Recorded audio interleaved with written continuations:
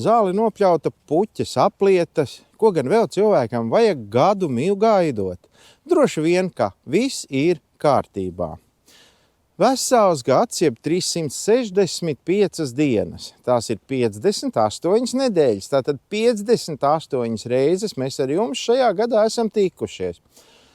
Ņemot vērā, ka katru nedēļu ir mūsu raidījumā vismaz 2 atkārtojumi, tad tas jau ir 3 reizes vairāk. Tas priecē, jo mēs visu darām tikai un vienīgi dēļ jums, tikai tādēļ, lai jums būtu interesanti. Šis gads ir pagājis, tūdaļ sāksies nākamais 2026. Principā jau pilnīgi vienalga, kurš tas ir pēc kārtas, jo, kā mēs labi saprotam, visu nosaka tas, kā mēs ar jums uzvedamies, kā mēs rīkojamies, kā mēs attiecamies viens pret otru, un ir pilnīgi vienalga, vai tas ir 1712. vai 2026. Diemžēl, bet gads tur pilnīgi nav iesaistīts. Tagad mēs, protams, tūdaļ pat ķersimies pie kārtējā raidījuma Autodroms, taču es neesmu vienīgais, kurš grib pateikt kādu labu vārdu. Man te aiz muguras teju vai gara rinda sastājusies un visi rauj no rokas ārā mikrofonu. Tāpēc tieši ar to mēs šoreiz arī sāksim. Dosim vārdu tiem, kas vēlās kaut ko pateikt.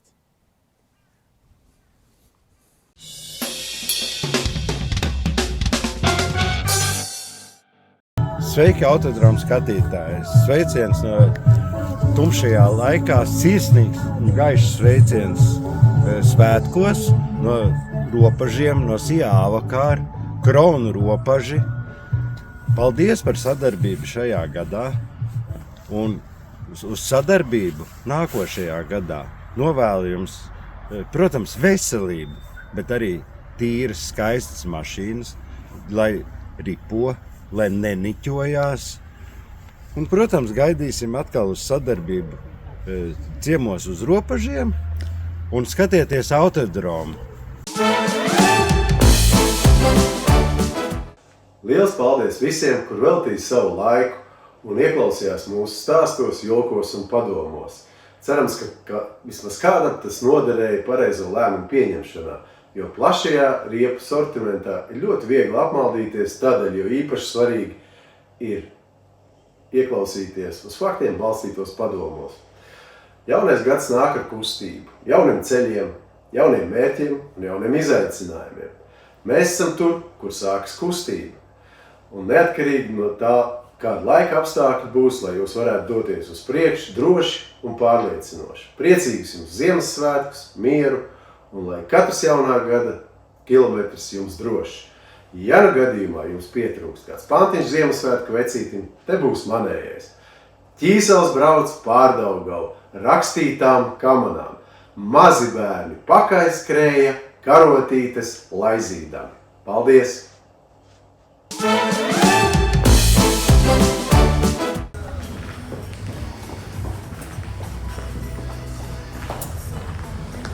Ko, dārgie Autodromu skatītāji, apsveicu visus ar to, ka vēl viens gads ir aizvadīts. Esam bijuši kopā daudzos raidījumos.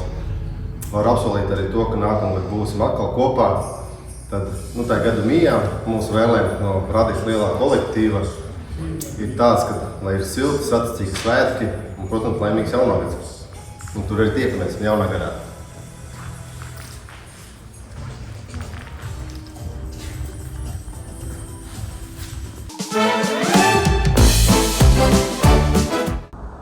Nu re, esam kopā aizturējuši atkal vienu gadu kopā ar Autodromu un domāju, ka daudz ko esam jaunu uzzinājuši par un ap automašīnām, bet šobrīd pienācis laiks ir dāvanām. Gan sev, gan saviem mīļākajiem, gan arī, protams, savai visskaistākajai, vismīļākajai un vislabākajai automašīnai. Lai jums visiem klusi un jauki Ziemassvētki, kā arī lustīgs jaunais gads. Lai tie kilometri griežās un tiekamies jaunajā 2026. gadā.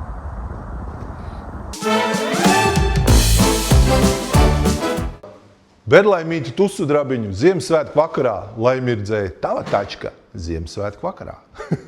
Paldies jums, kad bijāt kopā ar mums 2025. gadā. Ļoti jūs gaidām 2026. gadā. Lai jums laimīgs un foršs jaunais gads. Un atcerieties, ka krauna pretrūsas apstrādes programma ir jāveic katru gadu, tad mēs arī spēsim pasargāt tavu automašīnu no rūsas. Lai jums priecīgi svētki un skaists jaunais gads. 3, 4, kamera, gaismas, mikrofoni, aiziet. Sveiciens visai Autodroms raidījumu vadības komandai, visiem skatītājiem un faniem. Milzīgs prieks un pateicība par 2025. gadā kopā piedzīvoto ar Huawei komandu un, protams, ka ceram arī uz to 2026. gadā. Un tieši tāpēc Huawei Latviju vārdā mēs visi novēlam laimīgu jauno gadu!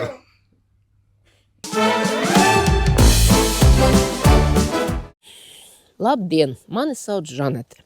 Esmu tas cilvēks, kurš piedalās katra raidījuma Autodroma veidošanā. Bet jūs mani droši vien, ka nekad neesat redzējuši. Es uz jums skatos caur kameras objektīvu. Tādēļ arī es gribu novēlēt jums jaunajā gadā stipru veselību, veiksmi, naudiņu un tik labu priekšnieku kā man, lai viss notiek jaunajā 2026. gadā.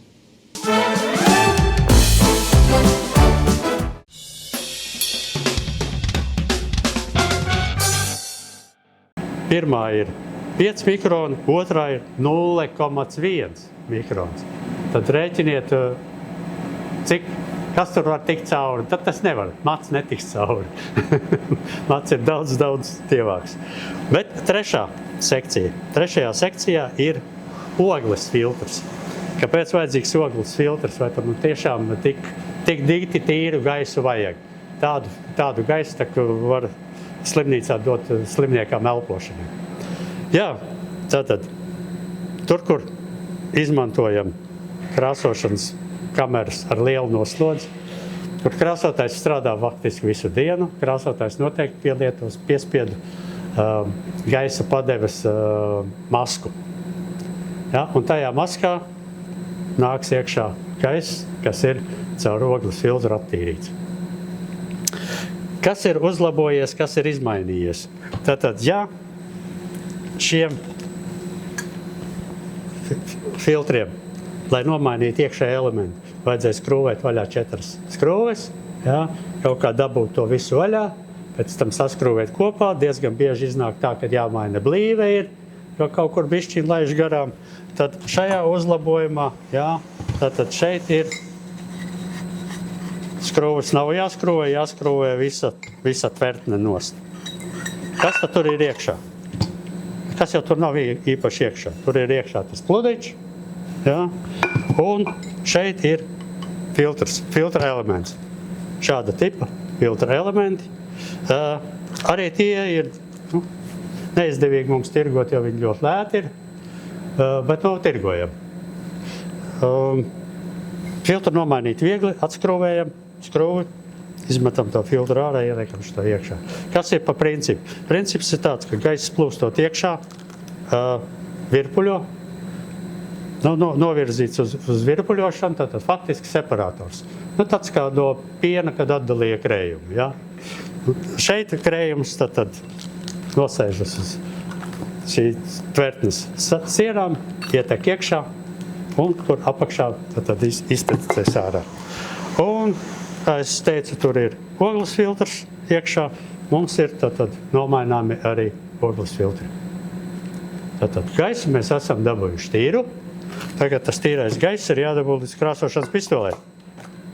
Ar šādiem elastīgiem saspiestā gaisa vadiem mēs saspiesto gaisu varam novadīt līdz krāsošanas pistolē. Jūs redzat, ka šādi te pieskrūvēt pie krāsošanas pistoles laikam nevarēs. Ir speciāli uzgaļi. Ja, tad sakomplektējam šādu augstspiedienu saspiestā gaisa vadu. Kas viņiem ir īpašs? Šis gaisa savienojums, ja tur iestās iekšā, mēs vairs neredzam tās tērauda lodītes. Tur jau ir atkal jaunā veida materiāls. Ja? Tur galvenais, kas ir, ka viņš ļoti viegli savienojas. Ja? Nu, tā kā varam jau maziem bērniem dot spēlēties. Viņš ir tik viegli savienojums. Šitas ir tievākais vats, 7,5 metrus garš, bet ja mums vajag garāku, tad jāņem rasnāk, jo saspiestās gaiss zaudē savu spiedienu atkarībā no tā, cik rasna ir šļūtene. Te 15 metru šļūtene, kas pēc savu diametra ir, kā tad viņas te raksta, 3/8. Rēķiniet paši. Jā, gadījumā arī šāds garums ir pa īsu. Ja 15 metri ir pa daudz, varam nogriezt 5 metrus nost vai arī iegādāties no nogriežamās šļūtenes. Kā jūs redzējāt, tad šai bija jau gatavs gals. Tad, kad mēs nogriežam, tad mums nekā nav. Tāpēc ir arī otra veida. Tie, kas ir ar saucamo skuiņu. Tad ņemam žņaugu, uzliekam žņaugu, ievietojam šo te galu iekšā, uzliekam žņaugu. Mums ir nokomplektēta izcila saspiestā gaisa šļūtene. Viņa ir ļoti elastīga, viņa nav viegla, bet ir ļoti elastīga. Tas nozīmē to, ka viņa krāsošanas kamerā guļ kā čūska.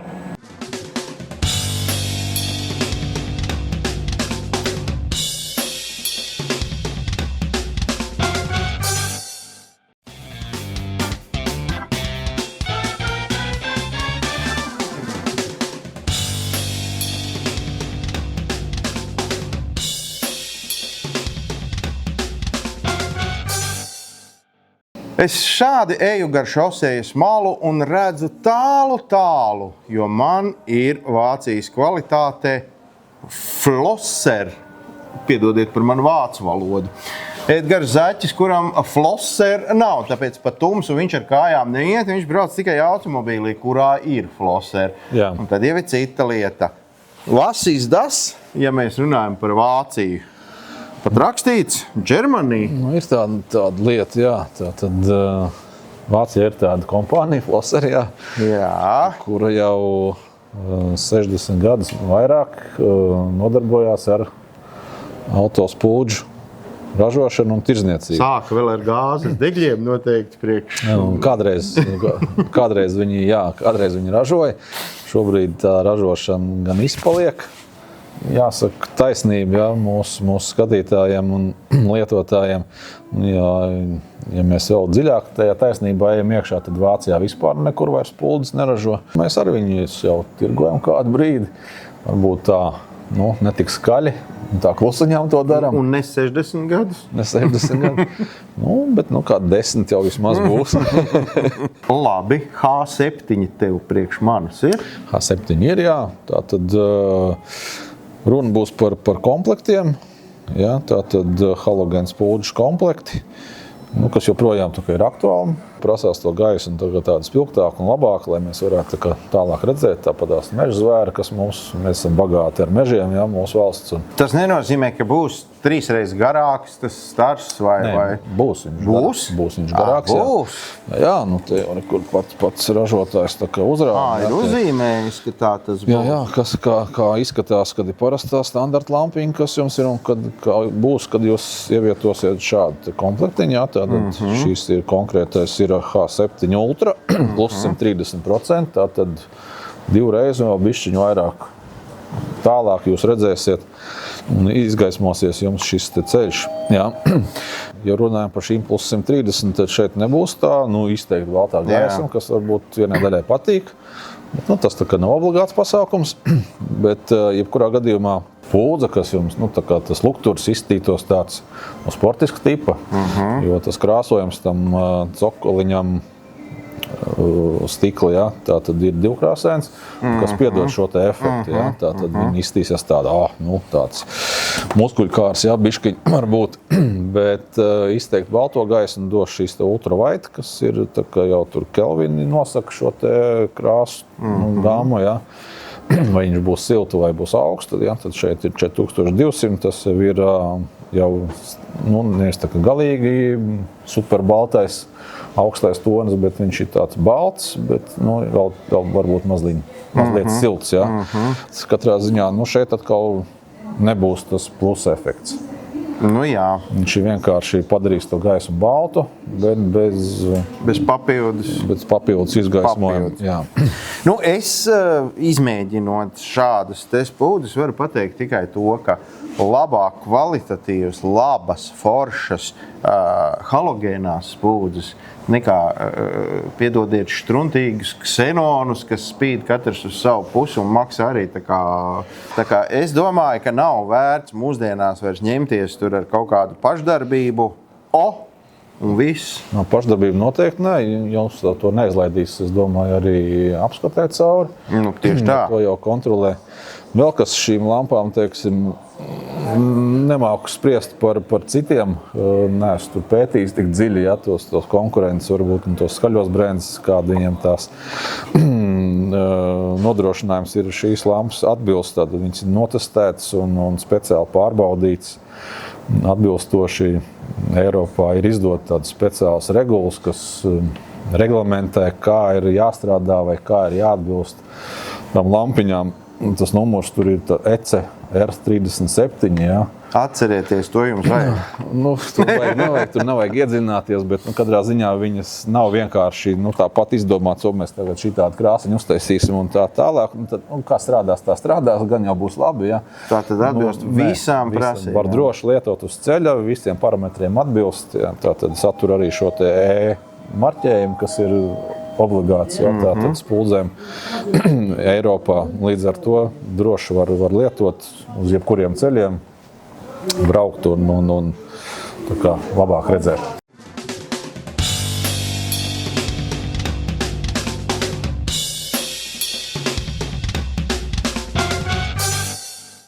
Visi jau grib sakopties pirms, piemēram, jaunā gada, pirms Jāņiem, pirms jebkuriem citiem svētkiem, un tad ir vajadzīgs skaistuma kopšanas salons. Es, piemēram, atradu priekš sevis skaistuma kopšanas salonu Rīgā, Hanzas ielā 7, ja nemaldos.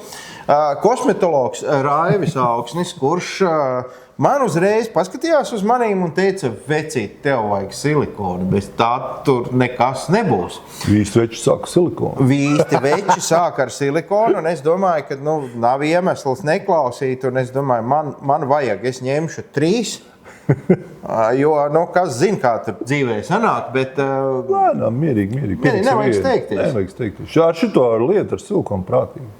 Jā, pa daudz ar tā nav smuki. Arī jau. Kas pa daudz, tas pa skābi. Jā. Labi, kādas tās procedūras tad mēs darīsim? Mēs sasmērēsim to gumijas ar silikonu. Sasmērēsim gumijas ar silikonu. Patiesībā labs ievads, tāda autokosmetoloģija. Jā.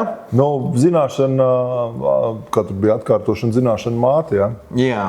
Katru gadu mēs nevis ejam pirtī, bet katru gadu mēs smērējam gumijas ar silikonu. Tas ir tā kā... Ja mēs negribam atraut vienā skaistā rītā, kad ir, piemēram, kā mums Latvijā, tas ir klasiski mūsu laikapstākļi, kad ir vakarā +5, no rīta -6. Jā, precīzi. No rīta mēs ar visām gumijām vai ručku paliek rokās, durvi rokturs. Lai no tā izbēgt, noteikti lietojot silikonu gumīņām. Kā viņu pareizāk lietot, tas būtu, es ieteiktu, nevis vienkārši viņu pūst virsū mašīnai. Te ir tāds snīpīts, kur viņai nevis viņu vienkārši appūst to gumiju, jo pretējā gadījumā jūs droši vien netrāpīsiet ne tikai tā gumijai, bet arī uz durvu apšu un vēl kaut kur paņem kādu lupatiņu. Veca zeķa der. Jā. Sapūst un sasmērēt šīs te gumijas, visas gumijas, arī durvu apakšā, visur. Bagāžnieka arī. Jā. Daudziem ir elektroniskie bagāžnieki, un tur var diezgan labi sadedzināt to motoriņu. Viņš visu laiku mēģina attaisīt un ar tur nekā? Jā, viņš nevar vaļā, un tā vienreiz, otrais, un viņš tuks, un tad ir pa dārgo. Dēļ vienkārši nezinu. 4 eiro, kad nesapūta ar silikonu. Es tā saprotu, ka šitāda pudele, tas jau ir tā kā nevienreiz ar... Šitas ir lielais, te vispār pietiks, sev kaimiņam, sievsmātei, sievai un vēl kam. Nu, Čomam. Sievas mātei netērēsimies, sievai bišķi silikonu varbūt, ka var. Es nezinu, jāparunā mājās. Šis nav tas silikons, ko tu domāji tikko sievai. Jā. Tas ir durvīm gumijā. Tikai? Jā, tas nav domāts tur. Kur? Nu jā, es saprotu. Ārdurvīm, es savas mājas ārdurvīm varu iepūst gumijām, jo tās arī man ir ar blīvi. Jā, precīzi, jo viņas jau arī. Arī? Nu, jā.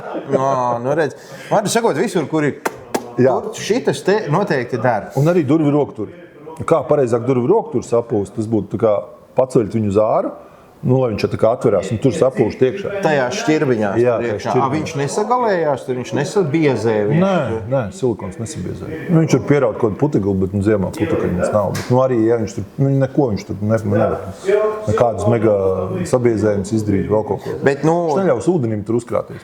Skaidrs, bet te ir jautājums atslēgās, piemēram. Jā. Arī? Jā. Silikona arī ir, jā. Atslēgā iepūst silikonu. To es jau nekad neesmu mēģinājis. Tur es ieteiktu arī mūsu T40 vai T30 produktu, kas arī ir kā lubrikants, un viņš nesalstošs, viņš ir eļains, jā. Bet arī silikonu var lietot. Vajadzēs pamēģināt. Un to vajag darīt, kur iekšā, tev vajag siltu garāžu, vai tev vajag augstu pagalmu, vai ko tev kā. Pirksts, lai nesalst. Uzvelc dūraiņus. Uzvelc dūraiņus un sapūt to visu. Un ar dūraiņu pie viena arī izsmērē. Jā. Vienalga, jūs te varat darīt iekšā siltumā, ārā augstumā, whatever. Un nobeigumā vēl mazliet no sērijas, no raidījumu cikla, ko Krons mums nestāsta, proti droši vien, ka vajadzētu ļoti uzmanīties šo te uzpūst uz, piemēram, bremžu pedāļus.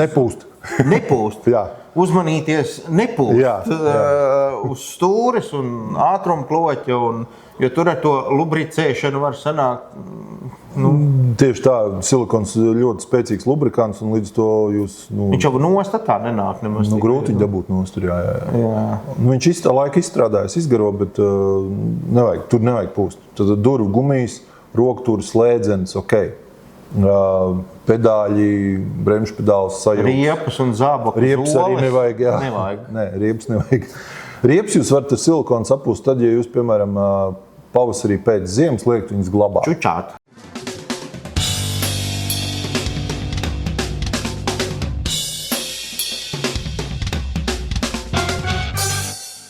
Katram autobraucējam ik pa brīdim ir jāaiziet obligātā medicīniskā komisija.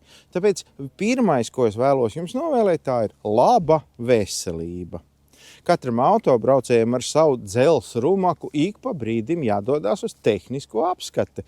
Tātad arī jūsu un mūsu automobīļiem arī es gribu novēlēt labu veselību. Lai to visu panāktu, lai to visu izdarītu, mums ir vajadzīgi zināmi līdzekļi, naudas līdzekļi. Tādēļ vēlos novēlēt nākamā gadā arī algas pielikumu un, protams, labu, sirsnīgu un atsaucīgu priekšnieku, kurš tā vien trīc, lai varētu piešķirt jums kaut kādu karjeras izaugsmi. Tas viss būs nākamajā gadā. Šis ir gada pēdējais raidījums, kas principā ne ar ko neatšķirās no visiem pārējiem. Arī nākamgad, aiznākamgad un vēl vismaz 1000 tuvākos gadus mēs ar jums katru nedēļu tiksimies, lai runātu par visu, kas saistīts ar un ap auto. Tiksimies, pilnīgi noteikti tiksimies. Nākošreiz jau nākamajā gadā, vai ne? Visu, ko es vēlējos, es jau jums novēlēju, ja nu vienīgi varu piebilst, ka ļoti noderētu mazliet vairāk katram no mums veselā saprāta, jo tieši ar veselo saprātu mēs bieži vien varam izglābt sevi, citus no lielām nepatikšanām. Un ja kāds domā, ka viņš ir gana racionāls cilvēks, tad tas ir labi, bet lieku reizi pie tā der piedomāt. Tieši pēc 7 dienām, pēc vienas nedēļas, neskatoties uz to, ka tas jau būs nākamais gads, mēs atkal ar jums tiksimies. Bet tas jau būs cits stāsts, cits raidījums un tas pats autodroms. Laimīgu jauno gadu visiem! Tā!